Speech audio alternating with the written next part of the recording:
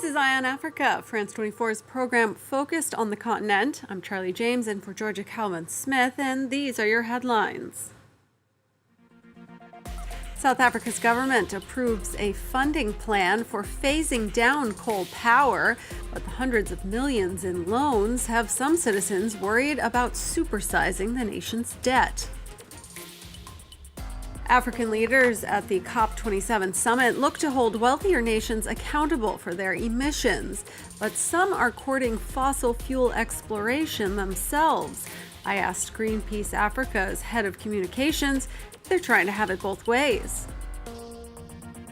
And renewable energy projects flourishing in Ivory Coast. We take you inside one such initiative, a biomass plant making energy from organic waste.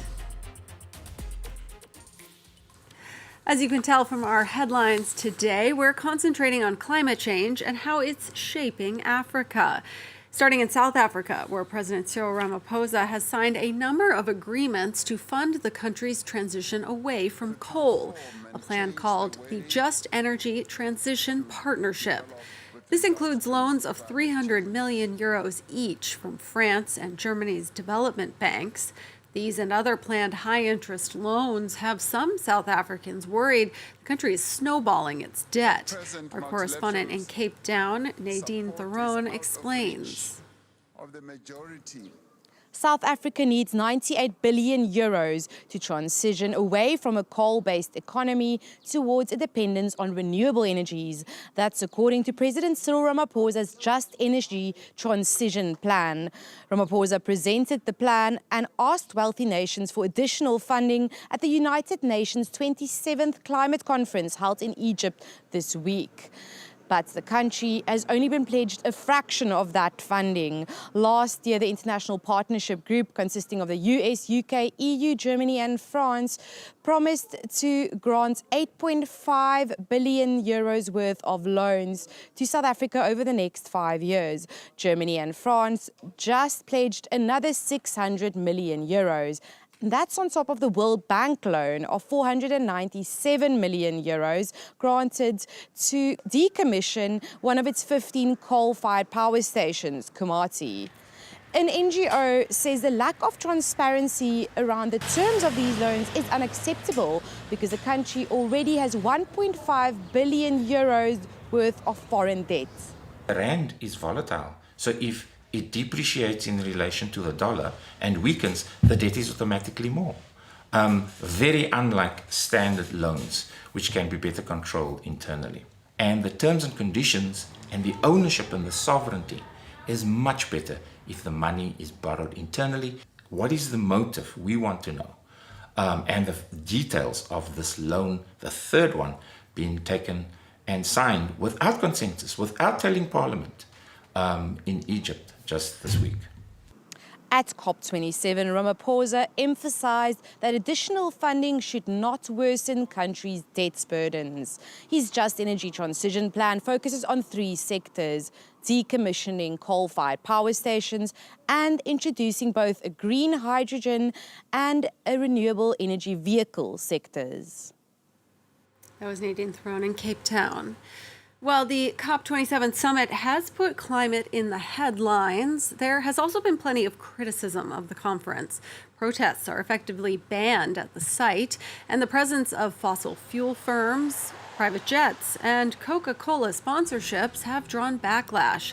Additionally, some African nations are at the conference touting renewable energy projects, but at the same time are working with major oil and gas companies on exploration.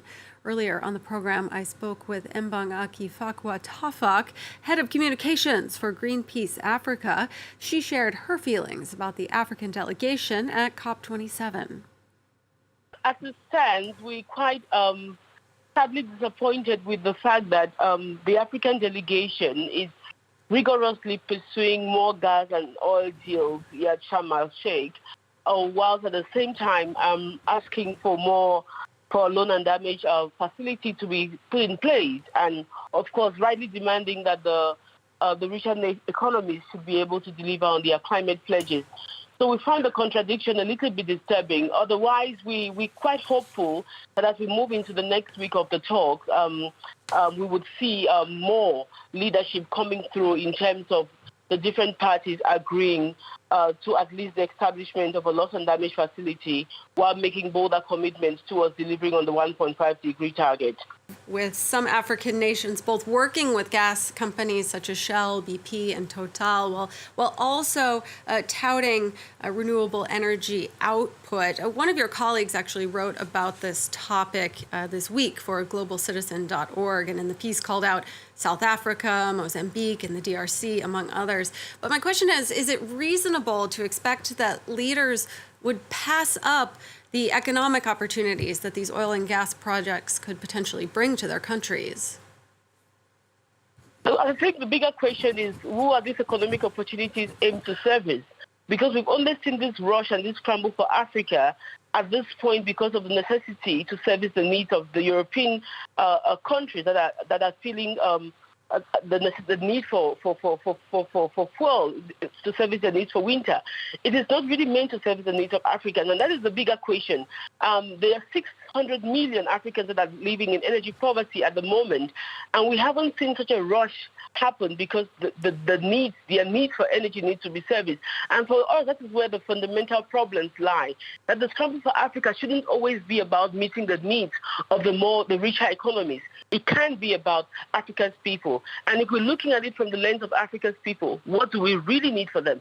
I think decentralized energy, clean energy is what they need, because African economies largely depend on economic activities that are in sync with nature. They need their environment to be clean. They need their farmlands to be healthy. They need the oceans to be healthy. So all of this rush, this dash for African gas and oil is definitely not for the servicing the need of Africans. And that is where the problem is. And we want to see Africans really stand up, our leadership and the delegation in Sharm el-Sheikh, doing the right thing for Africa's people and not just for the next economic gain, which would only service the need of a few elites. Now, Africa produces only 3 to 4% of global CO2 emissions, the least of any continent.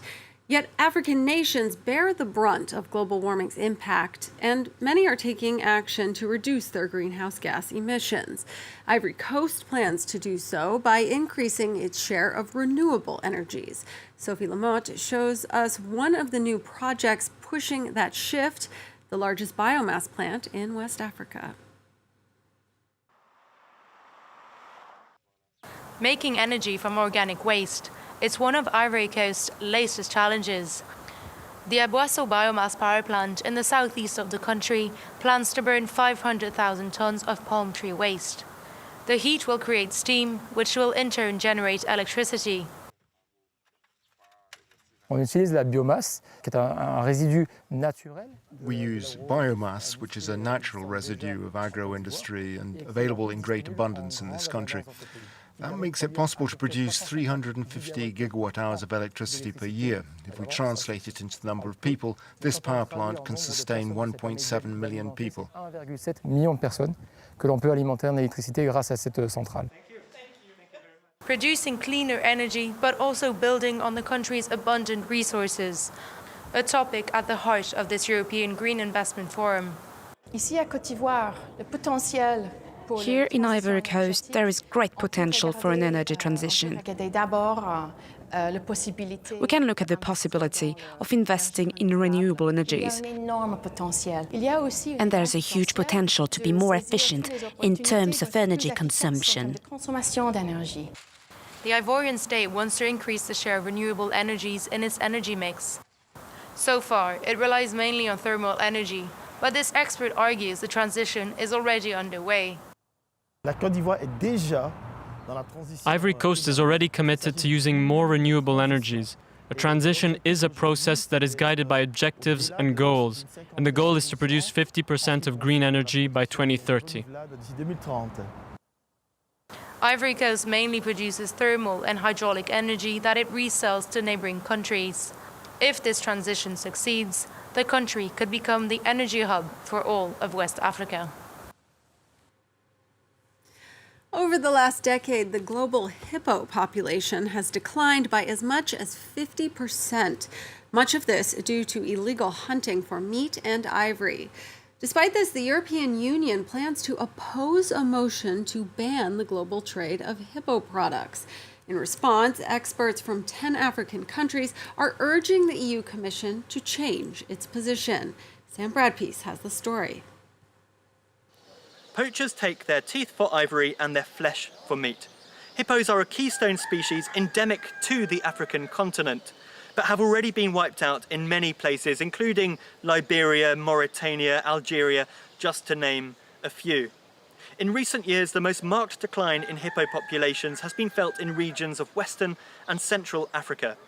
That's precisely the reason that wildlife trade experts from 10 countries across these regions, including Senegal, Benin, the Central African Republic, have written to the EU Commission asking it to back an international ban on hippo product trade.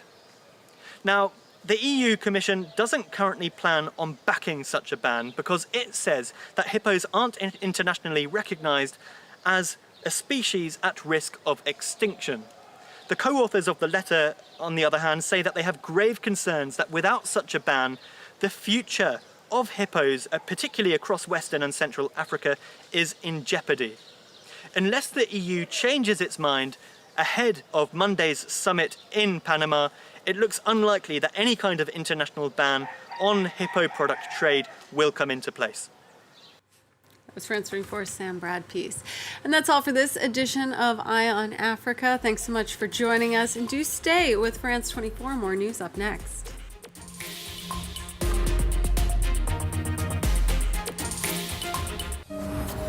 In Charlottesville in 2017, a far-right rally descended into carnage.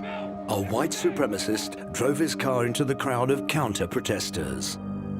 There's still very much a heavy aura that hangs over this place.